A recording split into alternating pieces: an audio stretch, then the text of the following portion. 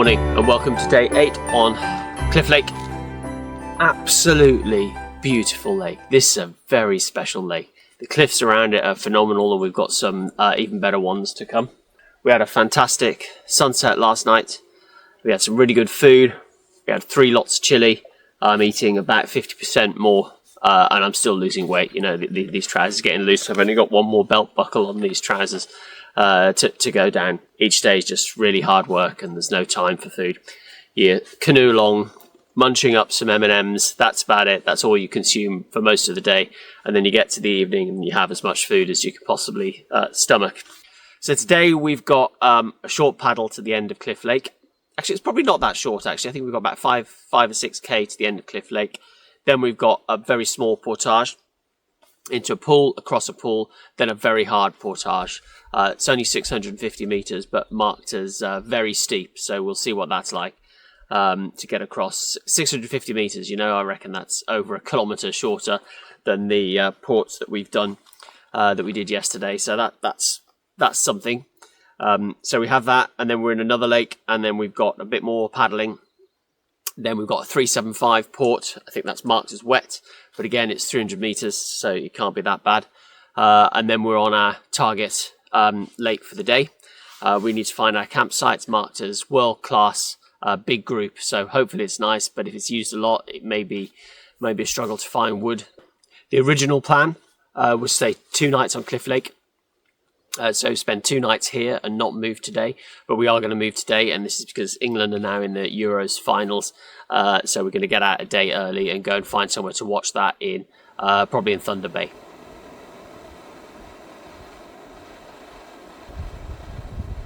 How you get so big eating food of this kind?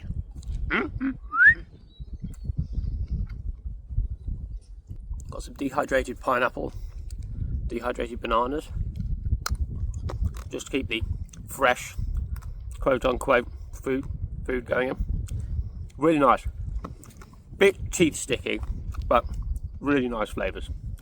Made it onto the water. It's quite late. Got on at 1. We've got what's supposed to be a short 5 or 6k paddle to the first portage at the end of Cliff Lake. But as you can probably hear, we're battling a headwind. And that's slowing us down quite a bit. But we're definitely moving forwards, but it's much slower going and much harder work than usual.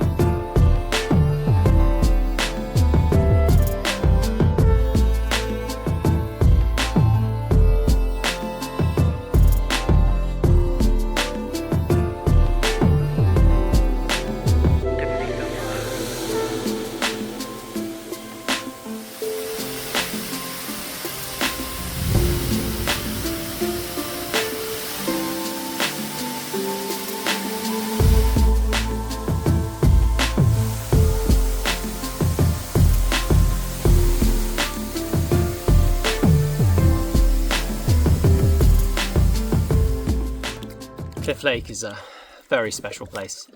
It feels magical. Windy, but magical.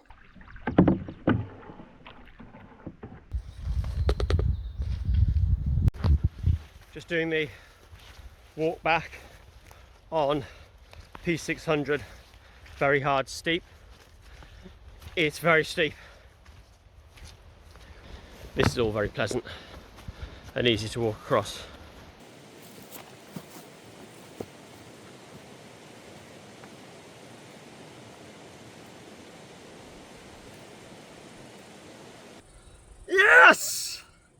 P600. V steep, hard, or is it steep V hard? I can't remember. Very hard steep is done. We've now got about 2k, less than 2k. P375, and then it's campsite for the day on Rat Lake. Oh.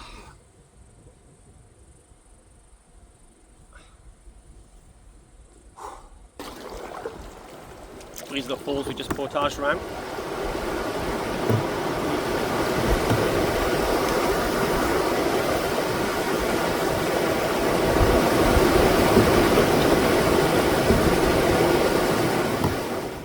Just pulled up at P375. Before we get going, we're just filtering a bit more water. So we've got the gravity water filter out. That's filling up my Nalgene down there.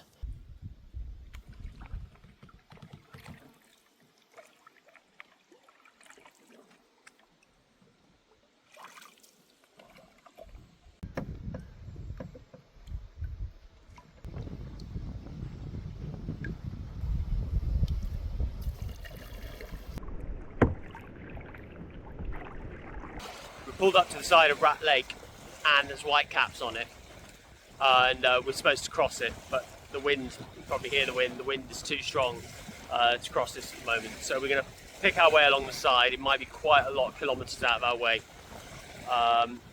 before we can find a much shorter point that we can cross between. We're just going to take it slow, be very careful. We've got both of us got our PFDs on. Nobody wants to take a swim, but it looks like the shoreline you can get out on, which is helpful, but strong wind, so I'll be back in touch. We made it across. There's quite a bit of whitecaps, but we moved a bit further down the lake, and we found a spot which was slightly shielded, and the crossing was much shorter. It's maybe 250 meters or something rather than the 500 meters we were going to have to do. So we went across. A little bit hairy, didn't do any filming, I'm afraid, but we did get across, so it's all right.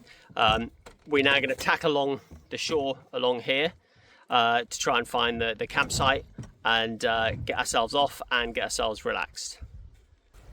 We made it! So we got across. The lake is still pretty choppy. It did calm down a little bit for when we did the actual crossing, which was just a spot of luck really, but we made it to our campsite. Classed as a world-class big group campsite, although if you're running a big group you'd need big group campsites all the way along in order to be able to do this as a big group, but this is a very large sizable campsite. We've only just got here. We'll be spending a bit of time to get ourselves set up and what have you. We're at camp at 6 o'clock, so it's about an hour later than expected, but we did have quite a slow, pleasant paddle. Especially through the moosey section. Fortunately, we didn't see any moose or anything like that. Very, very pleasant section of river off the 325 portage into this lake. This lake, though, very windy. So tomorrow morning, I think we're going to be up early. So alarm set probably 6. Try and get on the water for 7 to make use of the day when the air is still quite still, so we don't have to try and paddle it in 14-kilometre winds, which is what it's going to be later, which doesn't seem that much, but it's enough to build up some white caps out in the middle and on the edges. The waves are quite sizable. They're moving the canoe around quite a lot. I'm sure it's stuff the canoe can handle, but I don't claim to be an expert at this, so it was enough for me.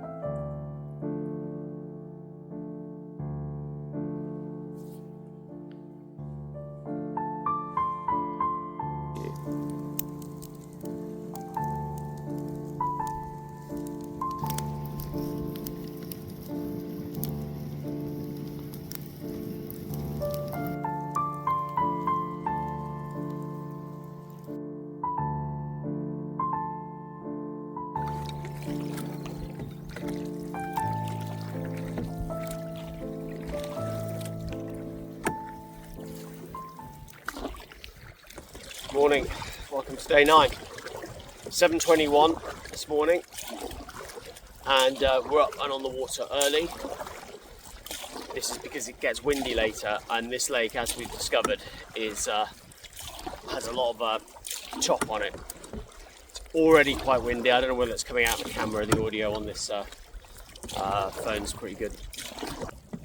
So we're fine. We've got a couple of K to go, get off this lake, and then we're on a river, which looks like it could be quite pretty. It's quite winding.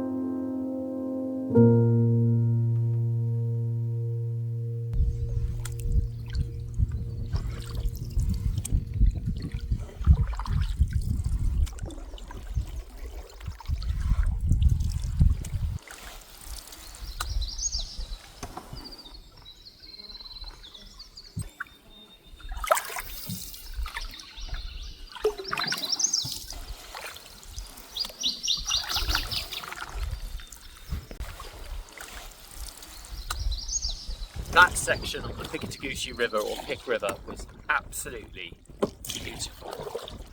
Lots of twists and turns, close trees, beautiful banks, little trapper's cabin.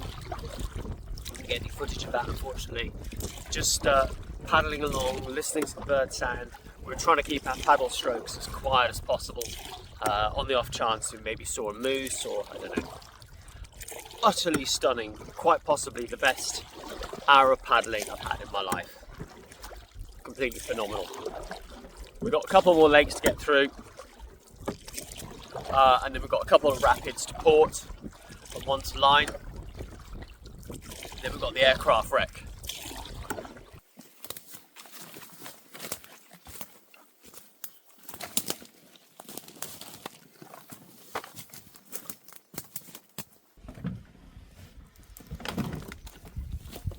Got everything?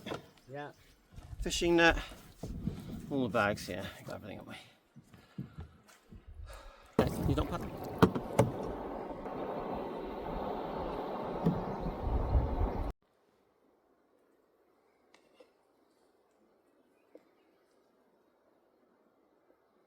This is the Beach 18 aircraft wreck, located on Wash Lake. Pretty cool. Unfortunately, I don't have any information as to why it's here. But it's definitely here, so we're going to go in and check it out and see what we can see inside.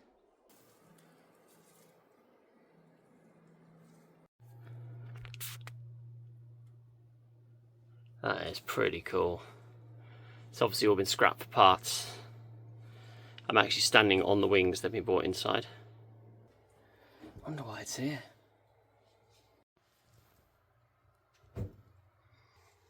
Creepy.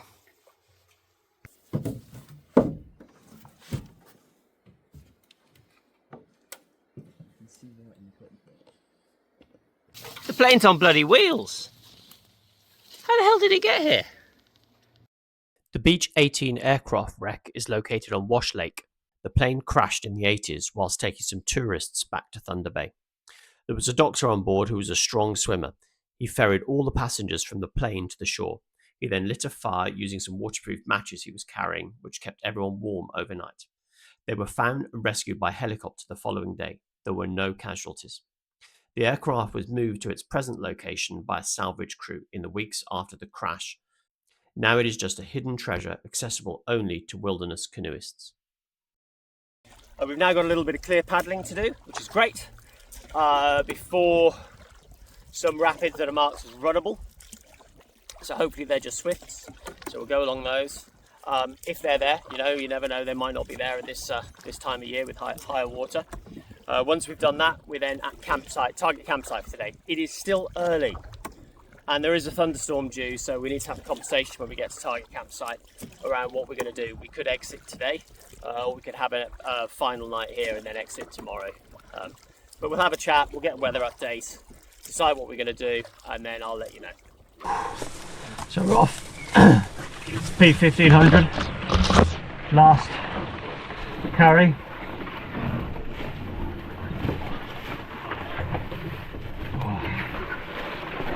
It's a hard one. Some wet sections, very dense bush, rock tripping hazards.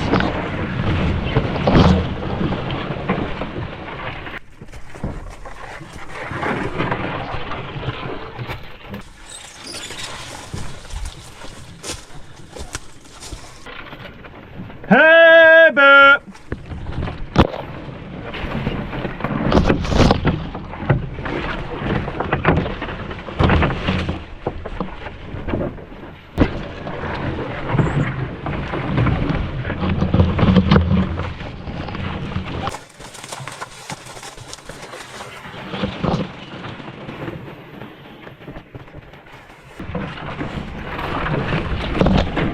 300 meters, shoulders hurting.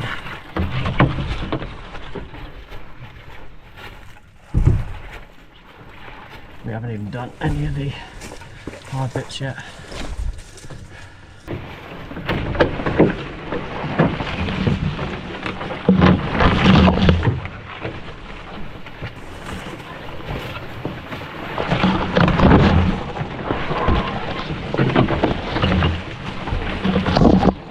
In case you're wondering how you find the path, the answer is with great difficulty. It's very hard. You're looking for things like cut logs, slightly less sensitive vegetation on the ground, other people's footsteps. When I'm walking back, I like to break branches, twigs. I can see those.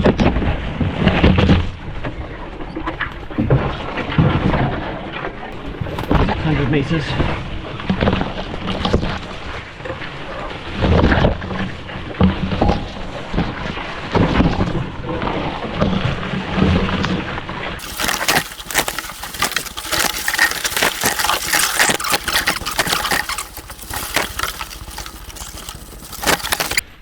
$700 meters, about halfway.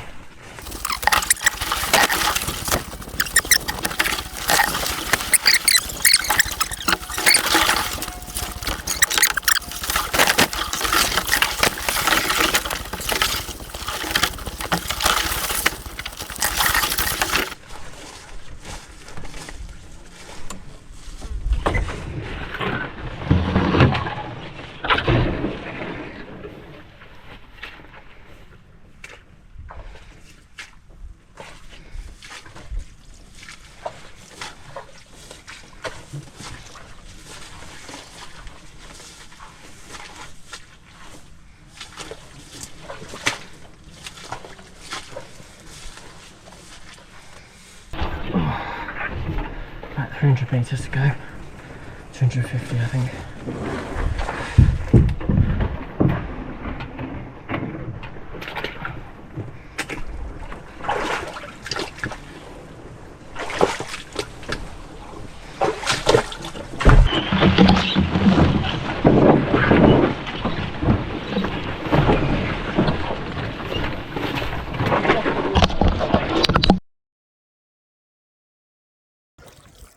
P1500 done, and we're back on the water. We are shattered. I tell you what, it's important on these trips to drop in a rest day. This is, I think, 9 days now of hard work, very hard work every single day. Don't get me wrong, it's beautiful. You're somewhere beautiful. You camp every night somewhere amazing. The water, the filtered water, tastes amazing. You're surrounded by wildlife. You've seen 4 moose, countless eagles, otter, caught pike, we've caught walleye. It's been an incredible trip. But it is hard. And I think looking ahead, we need to make sure we've got, we're coming out 2 days early. So we have the days, we just didn't take them. Yeah. On this particular route, there's probably not enough campsites as well. You're pretty much campsite hopping. There are a few more, but they're all kind of clumped together, where you've got rocky outcroppings. So it's difficult to find a gap to be able to plot the route. We should have done the 2 nights at Cliff Lake maybe, and come out a day early. But then I'd got in the back of my head some nasty portages that I didn't want to have to do. Or I wanted to get out of the way. So I didn't want to wait. Plus there was the thunderstorms. That was worrying me. Our stuff's starting to get quite wet. All our gear, sleeping bags, what have you. It is dryable. With a rest day, you could sort all of that out. And we've ended up with 2 days, rest day and a weather day. And we're coming out 2 days early. So we could have done it, and we should have done it. Lessons learned for next time. Make sure you take the rest days just to recuperate a little bit. Because everyone starts to get a bit frazzled, irritated, tired, worn down, etc, etc. But we're back on the water now. We've got 7 kilometres to go. And then that's it. Then we pull out and then we're all finished. And then go and have a shower, a beer, sort through what the hell is at the bottom of the bear barrel. I don't know, we never even got to the bottom. It's still so heavy, and we're finished. So definitely some lessons learned, and the amount of food that we need for next time as well. Anyway, I'll talk to you in a bit.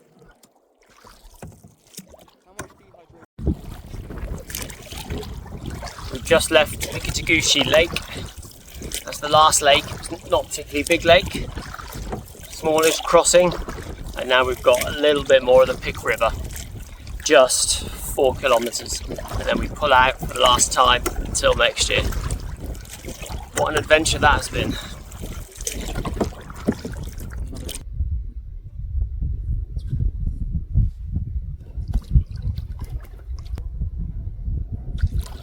There he is.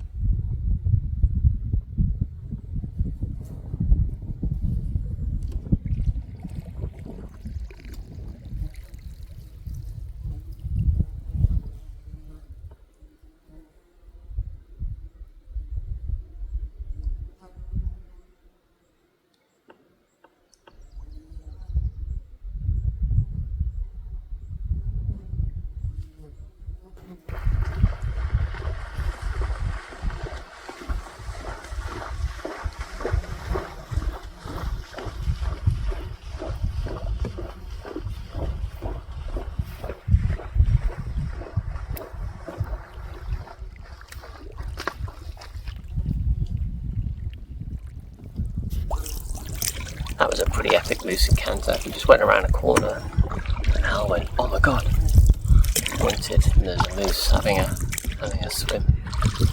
And she was quite interested in us. That's moose number 5 on this trip, and 6 that we've seen in total. All female, I haven't seen a single male moose. Which is weird. Maybe it's not. Maybe there's a reason why. Maybe they're off busy doing something else. Down the local moose bar. The moose inn. Whilst the ladies are out. The Pictographs river that we're on at the moment is absolutely beautiful. We've been on this quite a lot today, and all of the river sections have just been stunning. Really, really pretty. And be quiet because you never know what's around the next corner. Until we get to the next corner, which I have. There's nothing here apart from trees or water. There's no moose, bear, or otters, or beavers, or mink.